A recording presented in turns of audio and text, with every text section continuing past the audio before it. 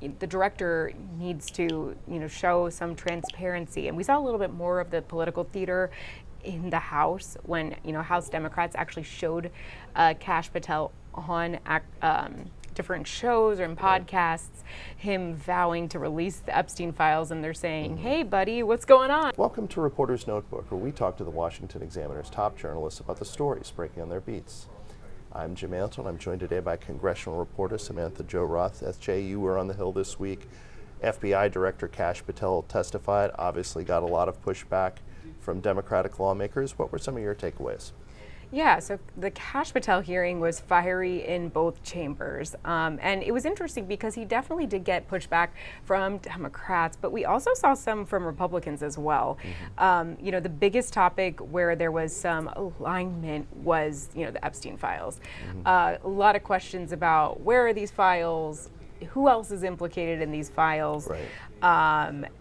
Kash Patel really did not give us much more answers than we, had before. He sort of pigeonholed himself into saying that the only person that was trafficked, or that these women were trafficked to, was to Epstein himself. So if anything on the contrary comes out, that's going to be big trouble for Kash Patel.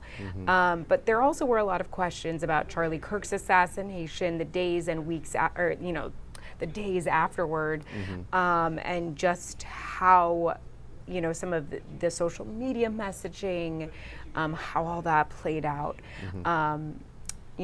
Obviously Kash Patel, is touting a win for the FBI, that they were able to get a suspect into custody, but a lot of the Democrats were really, saying, this wasn't necessarily police work. It was, these parents that turned in their, that encouraged their own son. Exactly. So I think at the end of the day, it was very clear that Democrats, specifically in the Senate hearing, really got under his skin. And, there were some fireworks for sure.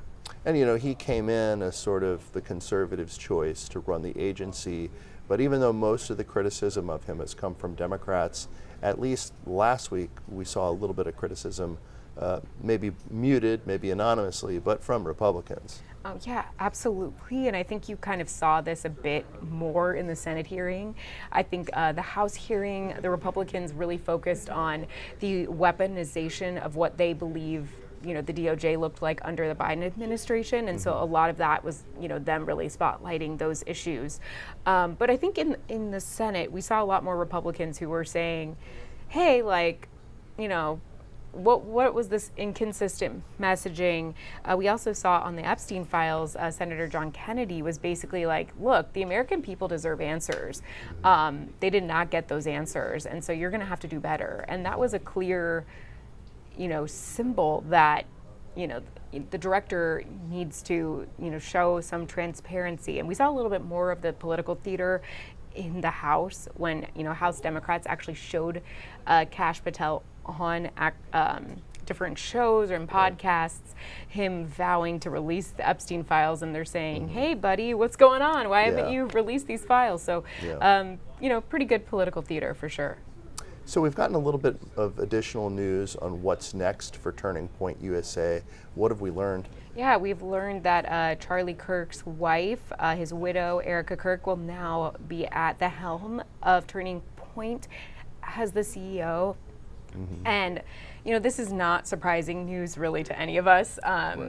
Just last week we saw her, speak, I think, was it a day or 2 days after her husband was murdered? Right, a day or two, yeah. And she spoke with a lot of conviction, a lot of poise.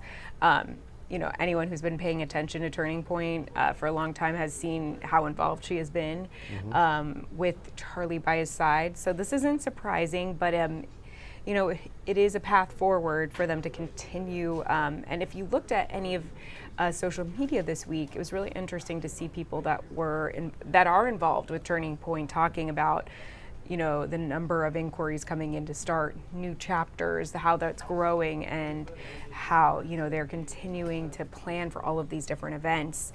And that's against the backdrop of this, huge event that's going to take place in Phoenix over the weekend, Charlie Kirk's memorial, which is going to be in Phoenix. There's a big crowd, lots of administration officials coming, the president. Marco Rubio. I mean, Susie Wiles is going to speak, the vice president. So it's going to be in a big show. So obviously Turning Point is pretty big on college campuses, but there's also implications for whether they can help Republicans turn out young men in particular, but younger voters who aren't very reliable in things like the midterm elections and off-year elections, and who have not always been a Republican voting bloc necessarily. But Charlie played a pretty big role in Trump's ground game in 2024 and seemed to have some success there. Yeah, absolutely. And this is something that we saw firsthand on the ground when we were in Arizona. They just had a very complex network of volunteers and paid staffers who were on the ground, door knocking, getting the word out. And, it obviously was something that worked in 2024. The big question is, as we head into a midterm, as you mentioned, this is not as high stakes for a lot of people. The president isn't on the ballot. Right. So those are things that they're going to have to overcome. But, they feel very, they feel a lot of conviction, especially in the aftermath of losing their founder and their CEO. And, we're actually headed down there this weekend. So excited to bring some more reporting on that. Definitely. Thank you, S.J. Thank you. You can read Samantha-Jo and the rest of our political team's coverage at washingtonexaminer.com.